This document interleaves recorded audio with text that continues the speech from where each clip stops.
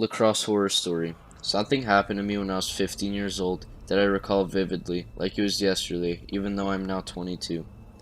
I had made plans to play some lacrosse with three of my friends, Braden, Nathan, and Dee, one hot summer weekend. The field that we were planning to play on was right next to an abandoned school, about 5 minutes from where I lived. We met at the arranged time of 7 p.m. at my house, and despite my parents' protest that it wasn't a good idea to play that night, we decided to go against their better judgment. We knew they were right, but we were stubborn teenagers with our own minds. I would never dream of going to this field by myself in the evening, because the empty school looked very sketchy, and I got spooked just thinking about it. Also, the area seemed like a bit of a ghetto, where there were lots of drug deals and other illegal activities going down. As soon as we got to the school, I had a bad feeling in the pit of my stomach and sensed that I was being watched. I told my friends how I felt, but they just laughed at me and said that I was being a pussy. We played lacrosse for about 2 hours, then it started to get dark. We decided it was perhaps a good idea to finish up and head back to my house, where we were planning to have a sleepover. As we were leaving, I noticed a man crouched behind a dumpster on the right side of the school. I moved closer to get a better look. He was one of the creepiest looking guys I have ever seen in my life.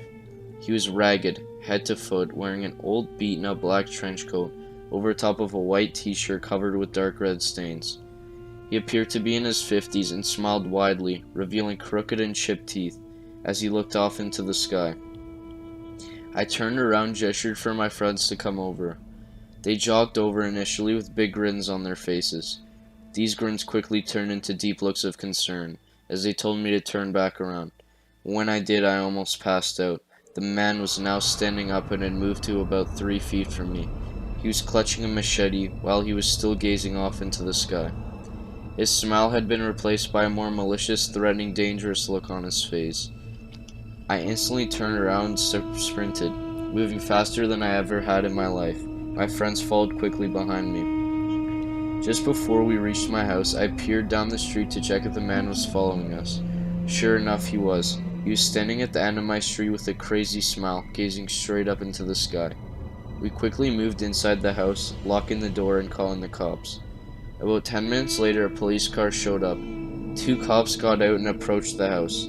They rang the doorbell, and when I answered, they questioned me about what happened. I told them everything, giving them a good description of the derelict old man. They looked around outside the house, but couldn't find a trace of the man. After about half an hour, they left. My friends and I continued with our plans to have the sleepover that night. I was glad for their company because my parents had gone to a party and I didn't really feel like being home alone. We grabbed some chips and Coke and settled in to watch the movie Jaws. Slowly, we calmed down and we got into a story about the man-eating shark, forgetting about what happened with the old man. I got up to take a leak when I noticed the back door of the house was wide open. I moved to close it and was totally taken aback when I noticed muddy footprints leading up the stairs to my room. I ran back into the TV room and shouted at my friends that we had to get the fuck out of the house, immediately, if not sooner. Perhaps surprisingly, because they rarely did what I asked. They listened and followed me out. We rushed over to my neighbor's place and breathlessly told them what I had seen, asking them to call the cops. Once again, after 10 minutes, the same police cruiser arrived with the same cops. I let them into my house and they followed the trail of footprints up the stairs and into my room. The trail stopped at my closet door. One of the police officers opened it, and there standing in the shadows was the old derelict man who had followed us earlier.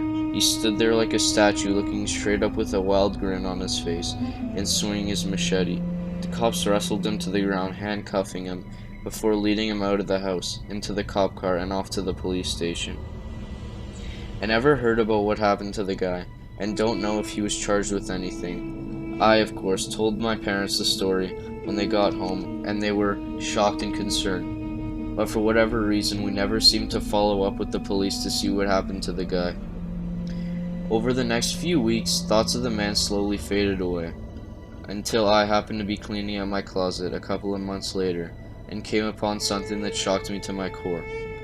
As I pulled away a jacket that was hanging on the closet door, I noticed something carved in the white wood. I froze in fear and my heart raced at what I saw. There in small, easy to read letters were the words, "I will be back."